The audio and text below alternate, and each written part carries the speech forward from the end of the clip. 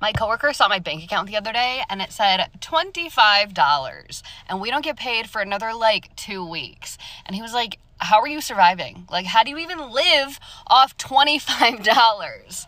I'll tell you if you really want to know how I budget and save. I sleep. Literally, you have to have no obligations. Just sleep. Because if you're sleeping, you can't be spending money. I need to know who the fuck is in charge. Who I need to talk to. Because listen, when I tell y'all, I've been looking for a new job because I'm sick and tired of the job that I'm fucking at. And I really don't care. Honestly, I don't care. These jobs do not pay enough for what the fuck they be wanting you to do. And honestly, it's like, are y'all employers, are y'all paying attention to the cost of living out here? Are you paying attention to the fact that these groceries everything has gone up but our fucking pay? I'm sick of going to work I'm sick of going to work and I can barely pay my bills at the end of the month. These fucking jobs, like, they be wanting you to bust your ass, go above and beyond, be there 6 days a week from 8 to 5, missing doctor's appointments, can't do shit with your motherfucking life but work for crumbs. And I'm fucking sick of it. We got kids out here. We got life out here, life in. This shit is just not adding up, and y'all wonder why motherfuckers is scamming, getting in the streets, selling, doing what the fuck they need to do to make ends meet. Y'all wonder why. Like, y'all wonder, this shit is not realistic out here, and I'm really fucking sick of it. Like, I want to buy a house. I want to do all of that shit. But goddamn, I can't even save $1 because shit is so fucking expensive out here. These jobs don't want to give no raises, and the new jobs ain't paying shit. Entry-level positions starting at $16 an hour for motherfuckers with a bachelor's degree. Man, $32,000 a year, $35,000 a year, that's nothing. It's nothing. I'm sick of it. I'm fed up, honestly. If the price of shit don't go down, I'm about to start stealing again. I don't give a fuck. I said I was leaving that shit in 2022, but look, if y'all gonna keep making deodorant $15 fucking for a stick, I'm gonna just have to start sticking shit in my purse again. I don't care, because I can't go without deodorant, and y'all know y'all taxing for that shit. Like, come on now, something gotta give. Everything is just too fucking expensive for me. Every single thing. Like, it's to the point I be rationing out fucking deodorant. I'm only doing 2 swipes a day because I can't afford to do 3 or 4 swipes back and forth because I'm gonna run out of deodorant too fucking fast. Toothpaste too. And the thing is, you can find cheap shit, but it ain't gonna hold you. I'm not about to buy no cheap ass deodorant and be musty as fuck all day. And I'm about to buy no cheap ass toilet tissue and that shit break while I'm wiping my ass. And I'm not about to buy no cheap ass toothpaste and my fucking breath be stinking after I done brush my teeth. Like, y'all gonna have to give. Like, and then it's like, if you do buy quality shit, it got poison in it, and the stuff that don't have the poison in it is too damn expensive for anybody to afford. Like, this shit is just beyond me. Like, I'm at the point, I'm either about to start stealing shit again, or I'm gonna have to start making my own shit. Y'all, like, the economy gonna have to decide at this point. How are people affording life right now? How are people tackling this cost of living? We're not. Truth of the matter, most of us are living paycheck to paycheck with credit card debt. I know people who are legitimately putting gas and groceries on credit cards just so that they can get back and forth to work. I believe that this is what most people are now calling the silent depression. $100 has become the new $20, and it's ridiculous. But the best thing about it is that people have shifted their core values. Look at this app alone and all the videos of all the retailers on Black Friday that nobody was there. They just don't care anymore. People are realizing that if it doesn't bring value into my life, then I don't need it. And while I don't get political on this app, you're having people on both sides of the aisles going, yeah, this kind of sucks. Right wing, left wing, it doesn't matter. It's the same bird. And now so many Americans are going, I don't care. I think it's woken a lot of people up to the idea of why are we funding things that we don't care about when all of us right here are struggling. It's changed the people's attitude in the workforce to where a job is just a job. You used to be very loyal to a job, but they've seen that there's no employee loyalty because there's no employer loyalty. People aren't putting up with toxic bosses anymore. You're either going to treat me right or I'm going to leave, because there's tons of companies that are hiring because nobody can find help. People just don't trust the system anymore, and they're starting to focus on what matters the most. Most people are out here making more money than they ever have and realizing that it's not going anywhere. So they're just not spending it. And what has made a lot of people turn their back on the system is that now they somehow either make too much or not enough money to qualify for the government assistance that they've been paying into their entire life. There are people out there who can't afford to buy the groceries, but they make too much money to get the food stamps. A lot of people are out here calling it the depression. I like to call it the awakening. People are just realizing how much they can get done on their own and that they don't need the government to hold their hand. So to go back to your question, how are people making it? Financially, I don't really know. But I'm very grateful that people are starting to look for answers. They're talking about they're going to start giving us retirement benefits at 86. Listen to me. They can raise this retirement age to 107 fucking teen. I don't care if I retire with $1 million in the bank or $12 in the bank. And when I'm tired, when I'm done working and I'm going to start scamming at 50. They're talking about most millennials will be able to retire in their mid-80s. And do fucking what? Mid-80s? Bitch, my knees hurt now. You must be talking about the Florida temperature in March, mid-80s, because ain't no fucking way. Y'all keep playing with us millennials, bro, huh? Y'all been fucking us ever since we came into this shit. Y'all done raised the price of food, raised the price of gas, raised the price of retirement, and ain't thought about raising our pay. And we are legit trying so hard to be on a straight and narrow. Work a 9 to 5, climb the ladder, get a 401k, save a little money, be cool with vacationing maybe once a year. Scan everything in the checkout line. Pretend like we not jealous of everybody that got away with the PPP loans. Trying to invest in Bitcoin and stock and bloody fucking blah. Also, you can let us know that we will be 15 years from 100 years old by the time we can enjoy retirement. Let me tell you something. Y'all got a couple more elections to get this shit together.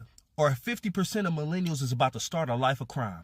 I'm telling y'all, I used to steal all sorts of things and I'm good at it. Y'all not about to have us in the workforce at fucking 90 years old. Jail ain't even looking that bad at this point. You know what's crazy is how expensive going out has gotten, and the fact that Gen Z is like, we're just not doing it anymore. We're not doing it because I would say, at least in the city that I'm in, it costs at least $100 to $150 if you want to have a night out with your friends. The average drink where I'm at is like $20 to $25 once you put tip in there.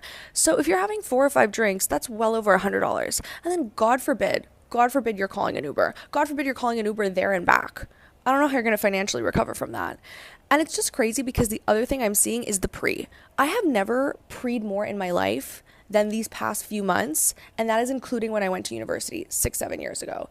No one is going out these days unless we're preing at someone's house. It's literally just not happening. I'm not going out unless I'm going to my friend's place, having 99% of the night there, to be honest, and then sneaking out for 1 or 2 cheeky drinks at the end of the night. And you know what the sad part is too? Nowhere is busy. That's the crazy part. It's like you go to these places that are charging $20 to $25 a drink. Every single one of my like top 10 favorite bars, favorite clubs, favorite restaurants that I've gone to in the city that I'm in the past few months has not been nearly close to jam-packed. Not what I remembered it on like a Tuesday night 5 years ago. And it's just crazy because we keep seeing all these articles about Gen Z being the most sober generation. It has nothing to do with us being good people. I ask any of my friends, we're not going out because we're in relationships. We're not going out because we're getting older. We're just not going out because we don't want to spend $500 and take out a line of credit to go out. I am so tired of living my life in survival mode because despite having 2 college degrees and making close to $80,000 a year, I still cannot keep up with the cost of living. I still cannot afford all of my bills every month and have to live paycheck to paycheck. I think that's absolutely ridiculous. I am sacrificing my mental health, my time, and my energy to take care of people in their most vulnerable moments, and a lot of the time they do not make it. At the very least, I should be able to pay my bills. And for anyone who's thinking, oh, well, you shouldn't have chose that job, somebody has to do it. And you know damn well, if your loved one was critically ill, you would want somebody to take care of them, right? Something has to give. I cannot keep doing this. I have to work 60 hours a week and make $80,000 a year to make ends meet. That video is exactly the reason why I moved out of the United States. I was working 60-hour weeks, getting paid $60,000 a year with my mortgage payment of over $3,000 a month. I had to rent out rooms in my home in order not to just sink and get into debt. I saw myself living that life where constantly all you do every day, work, go home, sleep, work, go home, sleep, work, go home, sleep, work, go home, sleep. And you get one day off. And then every day is the same. Collect your paycheck, save up for a vacation, go on the vacation. While you're on the vacation, you're just stressed out because you know the vacation's costing you money that you have to go back and make at the job that you hate because it takes up all your time. I found myself in that cycle, and I decided no. I said, no, I'm not going to live it. And I literally quit my job, literally put my house up for sale, sold almost everything, and hopped on a flight. And ever since I've done that, I am happier than I have ever been. I see an entirely new life for myself now. I officially have $0 to my name because I just took out every penny that I've ever saved. And this is on top of the deposit I've already made to buy a house. And wow, down payments are really large and I'm broke now. Hey guys, welcome back to the channel. So today's video is one of those, wow, it's not just me kind of moments. People in America are struggling right now. Rent is ridiculous, groceries are overpriced, and basically everything costs more, except our paychecks. Wages are barely moving, and for a lot of people, they haven't changed in years. Meanwhile, everything around us keeps going up. This video is a compilation of folks on TikTok just being really honest about what it's like trying to survive right now. From people talking about having $25 in their account to others saying they can't even afford to go out with friends, it's real, it's raw, and it's way more common than people realize. My rent just went from $1,360 to $3,900 a month.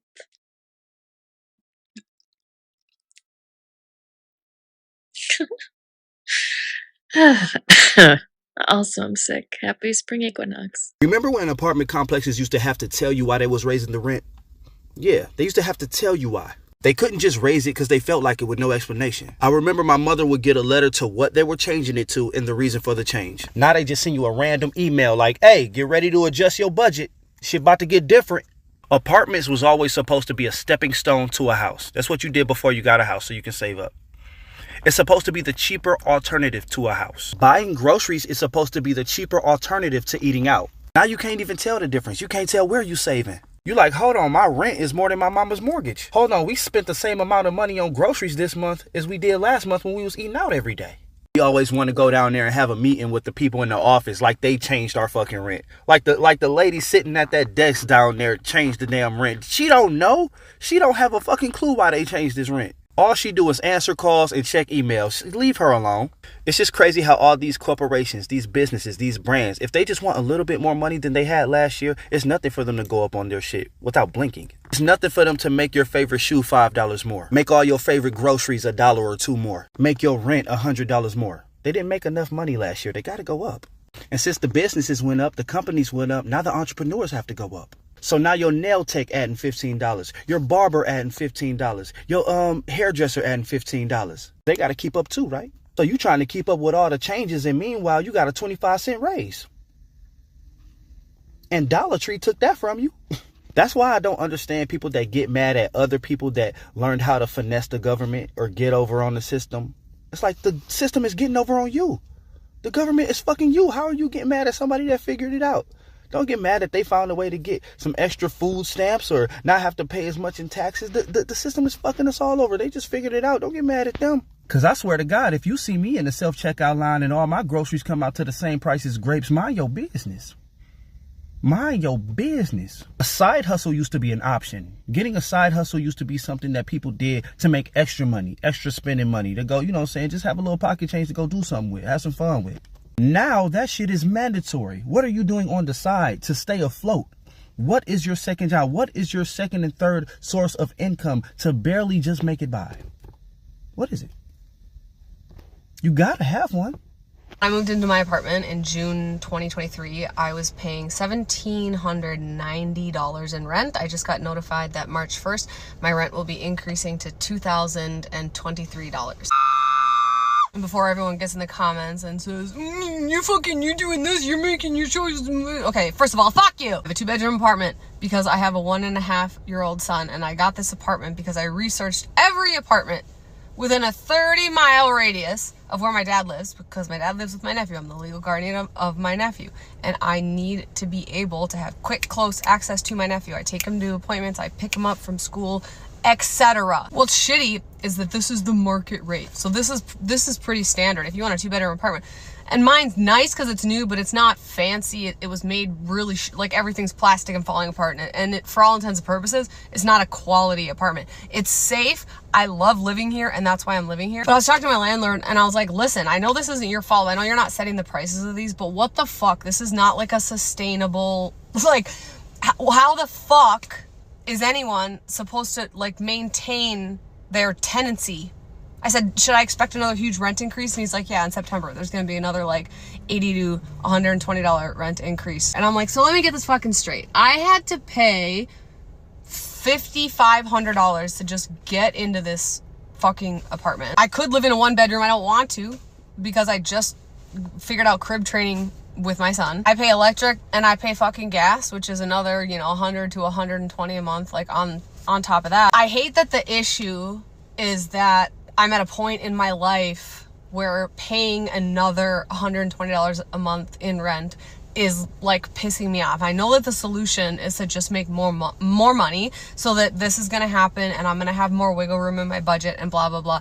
But what pisses me off is if you're not making $6,000 or $8,000 as a single mom a month, you're just like, how are you gonna make it? Who wants to be roommates with people that they don't know? And how many people do you know that you could trust to live with and that it wouldn't ruin your friendship if you lived with them? And what if I just want to live in my own fucking spot? What if I really like the peace of mind that I have in my own goddamn apartment? Why isn't there some sort of fucking clause that says, oh, you're a single mom with narcolepsy and you have a fucking disability and you're making X amount of money and we're gonna give you like a little bit of a break? And I understand like life is a jungle and no one's trying to give out handouts. You know, you're hearing about how Elon Musk just uncovered all the government fucking all the money that's going everywhere. Like the government isn't, in general, they're not looking to help people. We know that. We just keep coming back to like, okay, the solution is just to make more money, but there's only so many fucking hours in the day. I spent 45 minutes today researching other apartments in the area. I maybe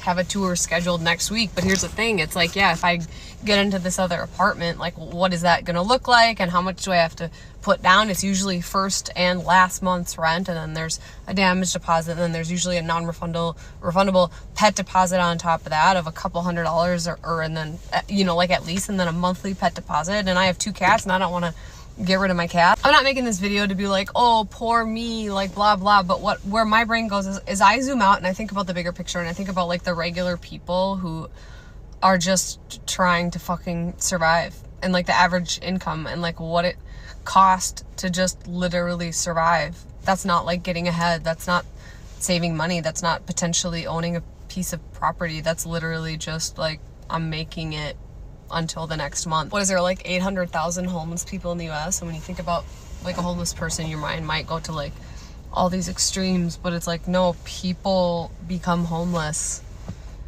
because there's factors that are outside of their control, and they're doing their fucking best, and they get up every day and they have good intentions and they work, and they're not like selling themselves on OnlyFans, and they're trying to like do good in the world.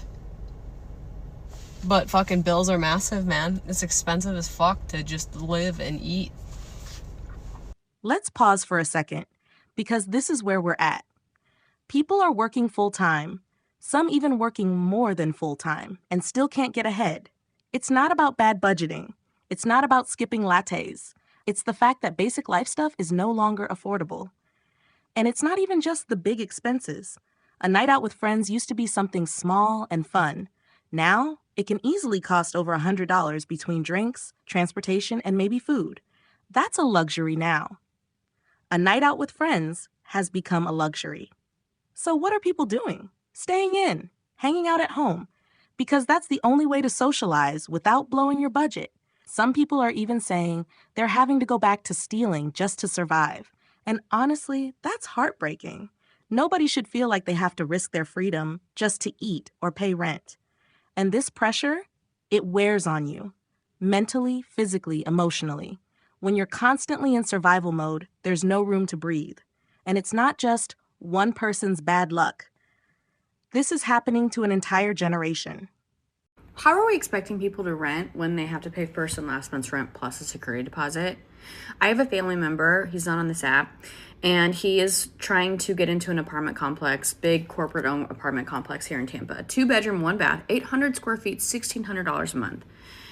They have horrible reviews on Google, not a great part of town, but it's what he can afford right now, and you know, he knows it's a temporary thing. So he asked me if I'd be willing to co-sign on this apartment because this apartment complex is asking for first and last month's rent plus a large security deposit. And I said, no problem. I'd rather you take that money that you would normally have to apply towards the application process to get moved in and instead focus on like buying yourself groceries when you get moved in and having the funds to set up your utilities and all the things.